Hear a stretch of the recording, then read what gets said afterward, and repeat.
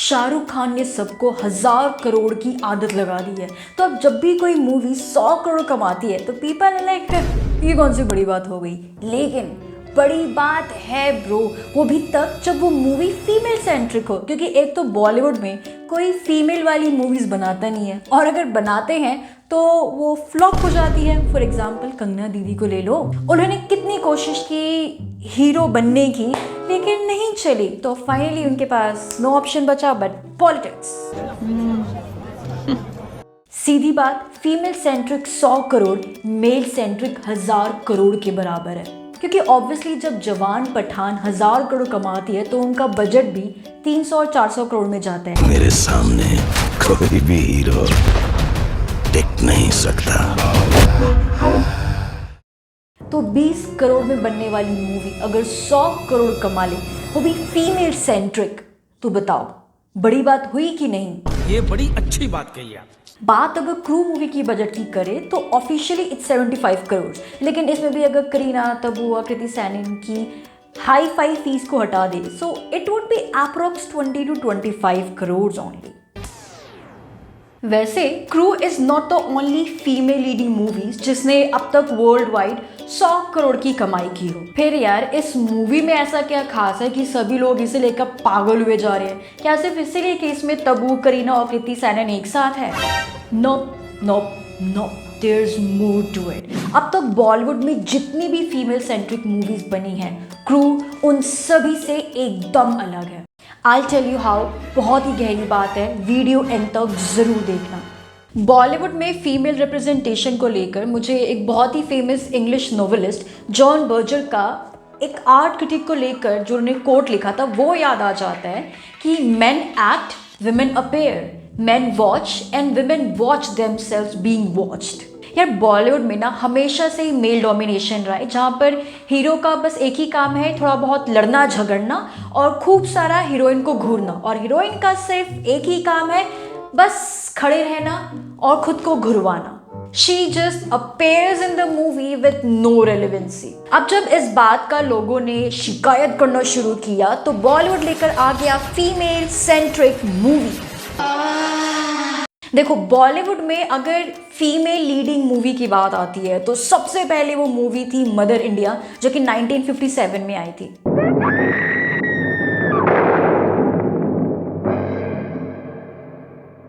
तो 50s 60s में ऐसी फीमेल लीडिंग मूवीज थी। अब बात आती है 70s और 80s की, तो उसमें तो भैया गजब ही हो गया। उस टाइम पे जितनी मूवीज आती थी सो कॉल्ड फीमेल सेंट्रिक, जैसे कि सीता और गीता, उसमें दिखाया जाता था कि जो औरत सबसे ज्यादा प्रताड़ित, सबसे ज्यादा दुख सहती है वही एक आदर्श भारतीय नारी होती है। मैं तुझे आज जान से मार दूंगी। वैसे उस टाइम पर भी एक मूवी आई थी अर्थ, जिसमें लीडिंग रोल था शबाना आजमी और स्मिता पाटिल का। महेश भट्ट की मूवी थी जिसने महेश भट्ट के करियर को फर्श से अर्श तक पहुंचा दिया।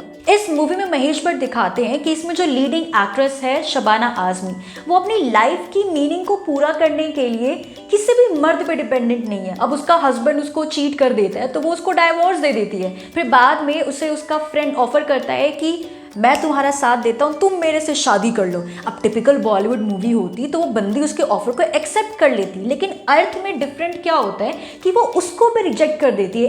अब तुम्हें कभी किसी मल्होत्रा या राज की जरूरत नहीं पड़ेगी। मैं अपने स्वार्थ के लिए तुम्हें रोकूंगा नहीं। क्या? अब टाइम आता है 80s और 90s का, जिस समय बॉलीवुड में एंट्री होती है एक बहुत ही रिवॉल्यूशनरी विचार की, और वो है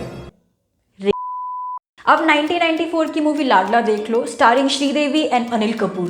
भैया श्रीदेवी एक बहुत ही सक्सेसफुल बिजनेस पर्सन होती है, करियर पे फुल ध्यान होता है बंदी का, full modern, everything is well and good. लेकिन क्योंकि वो खुद पे ध्यान देती है, अपने बिजनेस पे ध्यान देती है, तो वो घमंडी हो गई, और मूवी के एंड में उसका घमंड टूटता है और वो राइट ट्रैक पे आती है। सोचो कैसे।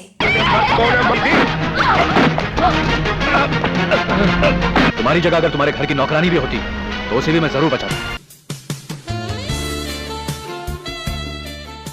और तब उसे रियलाइज होता है कि भाड़ में गया करियर, भाड़ में गई मेरी फैक्ट्री, मैं तो अब इससे शादी करके इसके बच्चे पालूंगा। तो 50 से 90s तक जितनी भी फीमेल लीडिंग मूवीज बनी उसमें फीमेल को संघर्ष करते हुए या फिर एक बहुत ही बेचारी के रूप में दिखाया गया। लेकिन फिर टाइम आता है 2000 का, जब विमेन के सेक्सुअल डिजायर के बारे में लोगों को पता चलता है। बात फीमेल कैरेक्टर्स और उनकी सेक्सुअल डिजायर्स की होती है। इसमें अनुराग कश्यप ने बहुत सारी मूवीज बनाई हैं लाइक देवडी, गुलाल, गैंग्स ऑफ वसेपुर, जिसमें उनका फीमेल कैरेक्टर्स काफी स्ट्रॉन्ग होते हैं।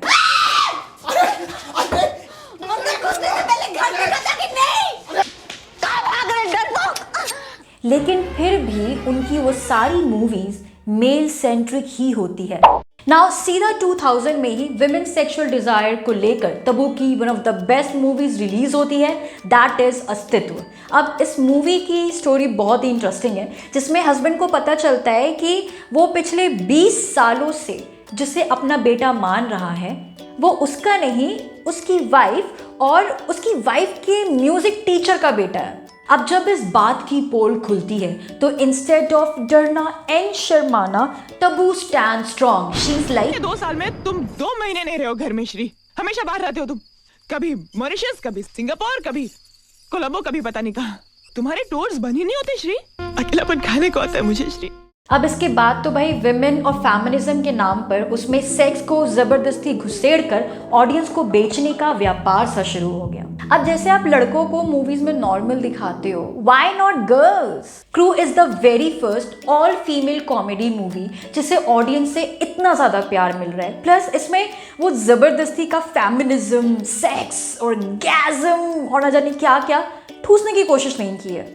ये बॉलीवुड की ऐसी पहली ऑल फीमेल मूवी है जिसमें औरतों को इंसानों की तरह ट्रीट किया है कि भाई उनकी भी एक नॉर्मल सी लाइफ होती है। या फिर सुपर फेमिनिज्म दिखाने के लिए सारे क्रू फीमेल्स होंगी, सारी पायलट फीमेल्स होंगी, सारे के सारे पैसेंजर्स फीमेल होंगे, ऐसा चुतियापा भी नहीं किया। अब फीमेल लीडिंग मूवीज में सबसे ज्यादा कमाई करने वाली थी आलिया भट्ट की गंगूबाई, जिसने वर्ल्ड वाइड कमाए लगभग 210 करोड़। सिर्फ इंडिया में ही इसका कलेक्शन 130 करोड़ रहा। वेल, ये रिकॉर्ड सेट था 2022 तक, लेकिन फिर 2023 में अदा शर्मा की movie I the Kerala story, जिसने फीमेल लीडिंग मूवीज के सारे रिकॉर्ड्स तोड़ दिए। इस मूवी ने कुल कमाए 305 करोड़ रुपए वर्ल्ड वाइड, जिसका खाली इंडियन कलेक्शन रहा 240 करोड़। तो वैसे क्रू अपने साथ पृथ्वीराज सुकुमारन की लॉन्च हुई मूवी आदो जीवितम को काफी अच्छा टक्कर दे रही है। यहाँ पे आपको बता दूं कि वो मूवी भी 100 करोड़ के बेंचमार्क को क्रॉस कर चुकी है। लेकिन यहाँ पर क्रू की असली टक्कर है गॉडजिला कॉन्ग से, जिसमें वो हारती हुई दिख रही है। और अभी 10 अप्रैल के बाद से ये कॉम्पिटिशन और भी हार्ड होने वाला है, क्योंकि आने वाली है थिएटर्स में अक्षय कुमार और टाइगर श्रॉफ की BM-CM और अजय देवगन की मैदान। So now the question is कि क्रू हिट तो हो गई, लेकिन क्या वो द केरला स्टोरी का जो रिकॉर्ड था वर्ल्ड वाइड 305 करोड़ उसको ब्रेक कर पाएगी?